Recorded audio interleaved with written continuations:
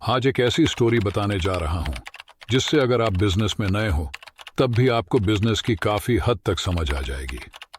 यह कहानी network marketing business और अन्य बिजनेस या फिर कहें कि हर जगह काम आने वाली कहानी है। यह कहानी हमें बताएगी कि नकारात्मकता में भी सकारात्मक नजरिया कैसे रखते हैं। तो चलिए शुरू करते हैं। एक बुजुर्ग व्यापारी था जिसके 2 बेटे थे और उन दोनों की शादी हो चुकी थी और उन दोनों लड़कों के बच्चे थे। उस बुजुर्ग व्यापारी की मार्केट में मिठाई की बहुत बड़ी दुकान थी। उसी दुकान पर उसके दोनों बेटे भी काम करते थे जो अपने पिता की मिठाई की दुकान चलाने में मदद करते थे। उनकी दुकान पूरे मार्केट में सबसे अच्छी चलती थी।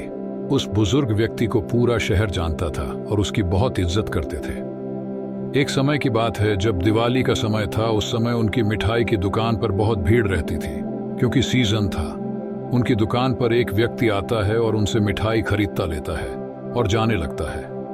तो वह बुजुर्ग व्यक्ति उस व्यक्ति से कहता है, साहब मिठाई के 500 रुपये तो दे दीजिए। व्यक्ति, पैसे दे तो दिए और कितने पैसे चाहिए? बुजुर्ग व्यक्ति, साहब अभी आपने पैसे नहीं दिए। व्यक्ति, अरे बुढ़े पागल हो गया है क्या, तुझे पैसे दे तो दिए। और उनकी बहस होने लगती है और इतने में उस व्यक्ति को गुस्सा आ जाता है और वह उस बुजुर्ग व्यक्ति में एक थप्पड़ मार देता है। फिर वहां पर बहुत भीड़ लग जाती तो वहां लोग उस मामले को रफा दफा कर देते हैं। बुजुर्ग व्यक्ति के दोनों बेटे अपने पिता को संभालते हैं, फिर अन्य ग्राहकों को सामान देने लगते हैं। धीरे धीरे रात हो जाती है और दोनों लड़के घर निकल जाते हैं और बुजुर्ग व्यक्ति थोड़ी देर और रुकता है। काफी समय निकलने के बाद जब बुजुर्ग व्यक्ति अपने घर नहीं आता तो दोनों लड़कों को चिंता होने लगती है कि आज जो कुछ भी हुआ अच्छा नहीं हुआ, कहीं बाबूजी कुछ गलत काम न कर लें। इसलिए वह उन्हें ढूंढने के लिए निकल ही रहे थे। इतने में वह बुजुर्ग व्यक्ति आ जाता है। बेटा, कहाँ गए थे आप?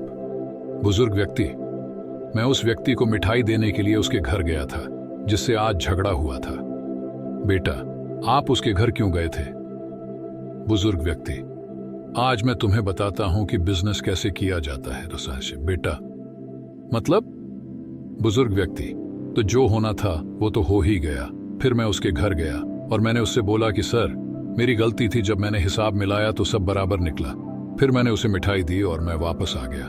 बेटा, एक तो उसने मिठाई के पैसे भी नहीं दिए और आप उससे घर जाकर माफी मांगकर आ रहे हैं।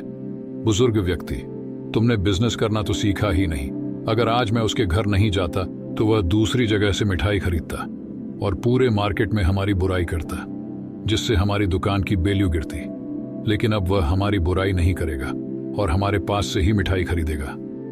बेटा, लेकिन हमारा जो नुकसान हुआ उसका क्या?